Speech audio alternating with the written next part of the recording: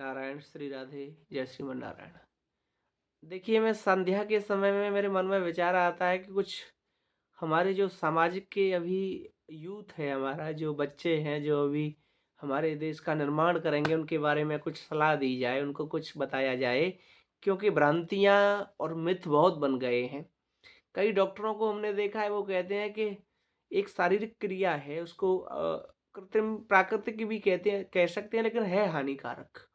उसको हस्तमैथुन कहते हैं, जिसके द्वारा हमारी कांति, तेज और चेहरे की जो ये जो ऊष्मा है, ऊर्जा है, ये सेकंड में बदल जाती है, यानी सूख जाता है, चेहरा लटक जाता है, झुर्रियाँ-सी, बूढ़ा-सा लगता है व्यक्ति और मन की एकाग्रता क्षीण हो जाती है।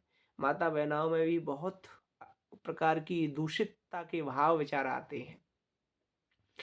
तो इसी के बारे में मेरा मन हुआ कि अब आज के युवाओं को बताना चाहिए कि ब्रह्मचर्य में जो इन चीज़ों को त्याग करके आनंद में स्थित है, उसके आप देखिए, पहले जो व्यक्ति इस चीज़ में पड़ चुके हैं, उनके लिए मैं आपको बताऊँ, उनको लिए छोड़ने के लिए सबसे सरल उपाय है कि भगवान के ग्रंथों का अध्ययन करें, हनुमान जी के जीवन चरित्र को पढ़ें, गोस्वामी तुलसीदास जी के जीवन परिचय को पढ़ें, हनुमान भाई पोद्दार जी के जीवन परिचय को पढ़ें, अखंडानंद जी के जीवन परिचय को पढ़ें।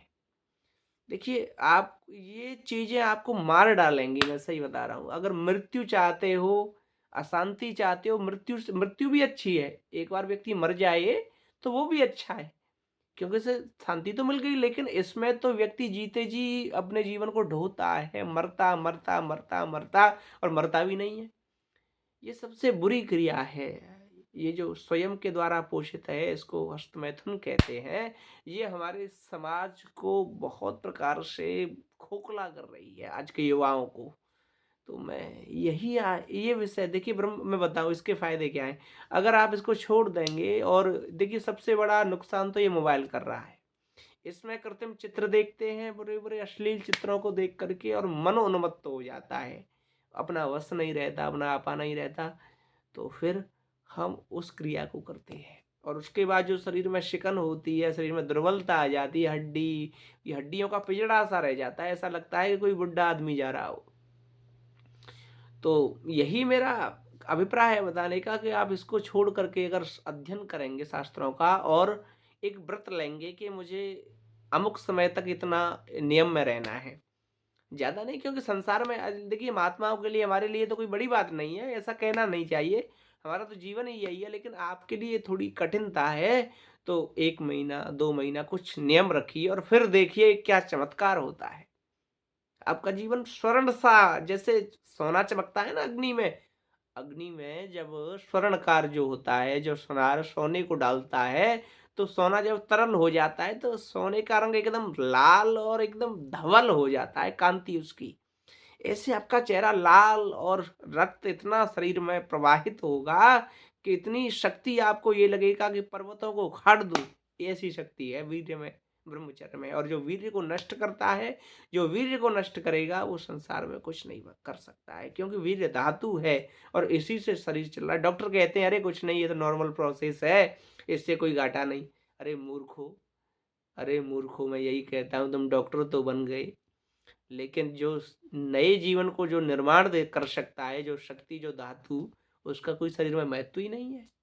अरे मूर्खों, ये वीर राजा है शरीर का, अगर ये नहीं है तो कुछ नहीं है।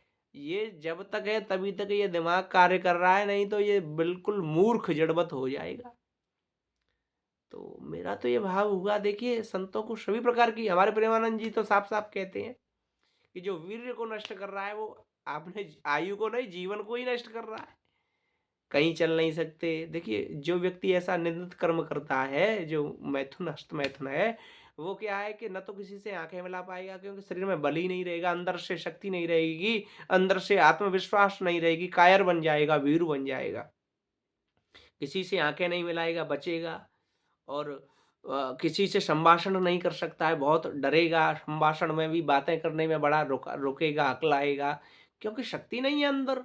और अंदर ही अंदर घुटता रहेगा, अंदर ही अंदर उसके एक चिंता रहेगी, क्योंकि शक्ति तो रहेगी नहीं, चल चल नहीं पाएगा, चक्कर आना इत्यादि, ये बड़े-बड़े कार्य हैं। और जब ब्रह्मचर्य में स्थापित रहोगे, और ऊर्ध्वरेता कर लोगे ब्रह्मचर्य को, यानी मस्तिष्क में स्थित, तो ओम नमः शिवाय, ओम नमः शंभवाय च, महेश्वराय च, शिवतराय च, भगवान शंकर का मंत्र जाप करोगे, श्री सीताराम का नाम का जाप करोगे, श्री कृष्ण राधा का नाम का जाप, कोई भी मंत्र हो, हनुमते नमः, कोई भी मंत्र क्यों ना हो, तो आपको पहले तो ब्रह्मचर्य से रहना है। ये सारे कर्मों को, सारे निंदित कृत्यों को त्यागना है, इससे जीवन नष्ट हो जाएगा।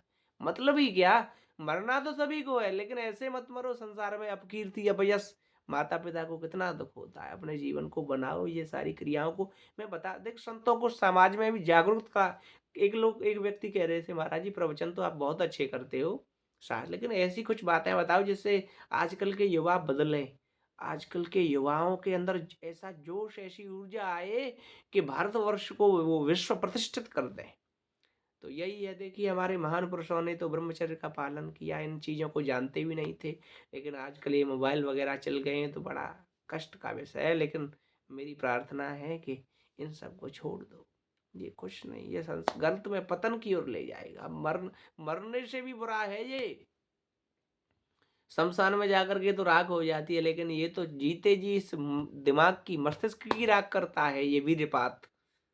और देखिए, शरीर का राजा है जब, तो आप कुछ भी बन सकते हो, आप ऑफिसर बन जाओगे, आप राष्ट्रपति, प्रधानमंत्री और भी बड़े बड़े बन जाओगे। क्यों, कैसे मोदी जी कैसे राज्य कर रहे हैं, मुख्य ये आदित्यनाथ जी कैसे, ये यही तो है, ये ब्रह्मचर्य ही तो है। ब्रह्मचर्य इसका भी है, बिंदु का, वीर्य का, और ब्रह्मचर्य अपने नियमों का भी है, वाणी का भी ब्रह्मचर्य है, नियम से बोलना, झूठ नहीं बोलना, आंखों का भी ब्रह्मचर्य है, गलत चित्र नहीं देखना, श्रवणों का भी ब्रह्मचर्य है, गलत सुनना नहीं, और हाथों का भी ब्रह्मचर्य है, गलत कृत्य नहीं करना, पैरों का भी ब्रह्मचर्य है, गलत स्थान पर नहीं जाना, प्रत्येक इंद्रिय का अपना अपना ब्रह्मचर्य है। और मुख्यतः ब्रह्मचर्य है मूत्रेंद्रिय का, जिसे लिंग शरीर कहते हैं, उसको जो नष्ट करेगा वो संसार में कुछ नहीं कर पाएगा, न जीते जी सुख पाएगा, न मर करके ही सुख पाएगा। तो कुछ नियम बना लें। और मैं तो ये कहता हूँ, अगर आप अध्ययन जीवन में हैं, यानी अभी बच्चे हैं, पढ़ रहे हैं, स्टडी कर रहे हैं, तो जीवन यही लक्ष्य रखिए कि जब तक कुछ पा नहीं लेते, बन नहीं जाते, तब तक ब्रह्मचर्य से भगवान का स्मरण करके अपने पाठ्यक्रम को पढ़ेंगे। जो भी पुस्तकें आपकी पीसीएस, सिविल सर्विसेज की तैयारी कर रहे हैं या नौकरी की, तो उनको पढ़ें, आधा घंटे 1 घंटे भगवान का मंत्र जाप करें, जिससे शक्ति मिले ब्रह्म वीर्य को रोकने की, क्योंकि ये इसकी गति बड़ी अबाध है, इसको रोकना कोई कठिन, कोई सरल कार्य नहीं है, ये लोहे के चने चबाना है।